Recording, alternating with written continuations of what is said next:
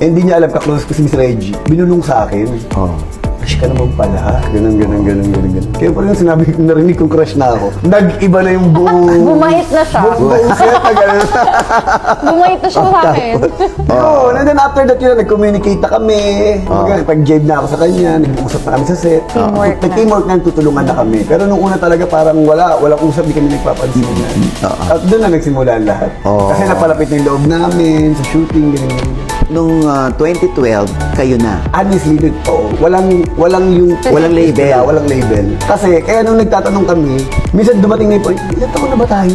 Hindi namin alam. At wala kaming anniversary date. Ang ginawa naming anniversary date namin, yung birthday ni Mami Dags, ni Miss Dagang Gilbar. Kasi nung sinabi sa akin ni Miss Reggie na crush na ako, birthday ni Miss Dagang. Oo. Kaya yun ang ginawa namin April 10. Yeah. 20. 12 o 13. Ako hindi namin alam. 12, kasi parang Yeah, 2011 12 yun eh. nagtitaping na tayo. Yeah. Umere tayo 2012. So kung i-analyze, parang siyang 2012 talaga na. Parang ganun. 14 years na kayo. Tama? 14, mag-15. 15, parang mag-15. Oo. So, kanina nadula si Coco ulit dahil sa Regasco MediaCon, nasabi niya yung nanay. Dito nanay, nasabi na naman ni Coco. So, ano ba talaga? Yung nanay, tatay, yan yung term of endearment ninyo. So, syempre, ang tatanong niyan, kasal na ba sila o may plano ba silang magpakasal?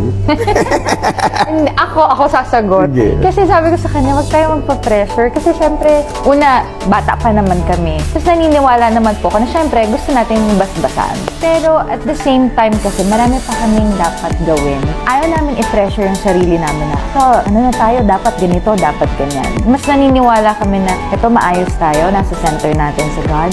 And then, go with the flow muna. Walang pressure. Kasi lalo ako, sabi ko sa kanya, sabihin mo na lang pag may mga nagtatanong, ako naman talaga yung nagpapahold eh. Kasi bata pa ako. Ayoko naman na parang dahil nandito na tayo sa sitwasyon na to, dahil may nasa tamang edad na tayo, enter agad sa ganong factor. May mga kaibigan din kami kasi na kung kailan nagpakasal, nagka-problema. So may Sinabi fear mo. akong ganon po. So sabi ko na sa kanya, okay naman tayo. Huwag ka muna makikinig sa iba. Kasi syempre, lalaki siya yung pinipressure eh. Dahil nga matagal na kami. So sa akin, masaya kami sa kung ano pong meron kami. At sobrang blessed kami sa relationship. And then, time will come naman pag ready na both, saka na namin gagawin. Saka alam mo siya pa yung nag-open sa akin na yung conjugal property.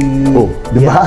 Sabi ko nga, na parang ako, parang ganun. Di ba? Ay, oo, naano ka nun? Di ba? Parang baliktad. Di ba? Paano magkakaroon ng conjugal Hindi, property? iba Kundi namin kayo one time, married? may napanood kami ganun. Tapos sabi niya ganun, tatay, pag ano. Sa prenup. ganun, oo, Yun yung tamang sa term, prenup. prenup. Sabi niya Oh my ganun. God, siya pa nagsasuggest Siya. ng prenup? Oo. Kasi Wow. syempre, sabi ko, kailangan ingatan niya yung kung ano yung kanya. Saka siya pa yung trust no one. Oo. Every time na kunyari sa bahay, siya yung nag-ayos lahat eh. Pag may ginastos yan, may ginastos siya na, kunyari kailangan paayos sa bahay, ganun. May papipirmahan sa akin yan. Papipirmahan niya sa Ha? akin. Kasi para Totoo inaano ba? niya, inaano niya, pinapipirmahan niya sa akin. Pag-record? Hindi, para pag ginanap mo to, Ito may proof. Ayoko kasi siguro Talaga? dahil ganun siya alam ko ka-transparent. pinaghihirapan niya yung... Siyempre, lahat naman tayo nagtatrabaho, di ba? Pinaghihirapan mo yung pera mo. Hindi porket pinagkakatiwala na sa akin. Kaya assume ko na lang na okay to. Yung verbally, okay tayo. Eh what if, di ba, in the future, ano man mangyari, gusto ko lang laging naka-record para lang alam niya na ito yung nagastos natin, ito yung ganito. Not because hindi niya ako pinagkakatiwalaan, pero gusto ko namang ituro sa kanya na yung trust no one na part. Kasi, even ako, gusto ko paramdam sa'yo na dapat alam mo kung nasaan napupunta yung pera mo, yung pinaghihirapan mo. Hindi dahil sa hindi natin pinagkakatiwalaan yung isa't isa, but gusto ko lang masanay siya na ganun dapat. Para lang hindi masakit, kasi minsan masakit kapag may nangyaring hindi maganda lalo sa pera. Eh, ang rule namin, ayaw namin pinag-aawayan anything about money. So, yun lang. Parang nakasanayan lang na transparency, saka honesty. kahit sa halimbawa, kunyari nag-online banking siya, sasabihin niya ganun, tatay mag-text sa'yo. Kasi nangingi banko online, banking, password. So, and then after that, pagkatapos, papakita niya pa sa akin, tinanggal ko na. Kumbaga, in-out niya na. Ganun. Hindi ako mag-open nang wala siya. Dapat nandyan ka. Ganun siya. Okay na yan, gawin mo na. Hindi. Dito ka, umupo ka dito. Alika. Kaya ngayon, pag may pinipirmahan ako, di ba, basahin kong ganun. Minsan sasabihin ko, ano yung basahin mo? Tapos ako pipirma. O minsan talaga nagmamadali na, ganun. Ano yung basa mo na ba to? Oo, nabasa ko na yan.